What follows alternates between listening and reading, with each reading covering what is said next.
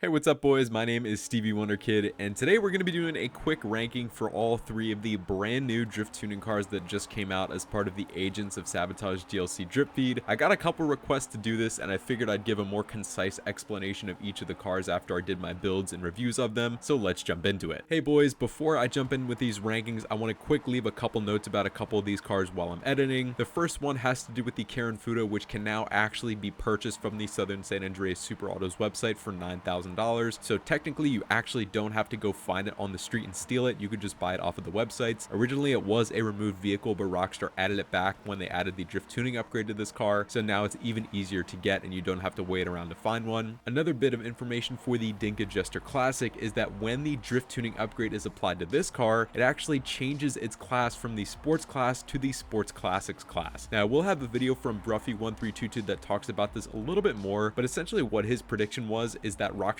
pulled an old model of the Jester Classic that was originally in the Sports Classics class, and they used that for the drift tuning conversion, which really doesn't make all that much sense. It's definitely something that was a bit more lazy on their part, but that's at least the way that it goes. So if you ever are running a custom race and you want to have access to your Jester Classic, make sure you've got the class set to Sports Classics. I don't foresee Rockstar changing that. It's kind of annoying, but I figured I'd let you guys know of that. But with all that said, let's jump back into the rankings. All right, so for my third place ranking, we've got the OG Karen Fudo here, and this car has absolutely amazing bang for buck. The fact that you can just steal a Fudo off the street, you can go in short and then throw on drift tuning and have a fully functioning drift tuning car for like $200,000 is absolutely awesome. You really are getting the full drift tuning experience for not much money at all, which makes it really beginner friendly. It's also fairly easy to drive, so I'd absolutely recommend this car for beginners if you're trying to learn drift tuning and you don't want to spend a lot of money. However, that leads into some cons about this car. This car really isn't anything too special compared to the other drift tuning cars that we have. The Fudo in drift is not particularly fast, and it doesn't have the best handling either. The lack of suspension upgrades for this car means that the suspension feels overly soft and the car does feel fairly sluggish in drift, and it also has a strong tendency to want to understeer in longer corners, again because of the all-wheel drive power split and also because the suspension is so soft. I really can't fault the car too much because it just is so cheap and cost effective, but it isn't really competitive with the other higher level cars if you ever decide to get more serious about drifting. Overall, the Fudo is not too bad. It's not the most competitive thing in the world, but it's also a super good bang for budget car that's great to learn with.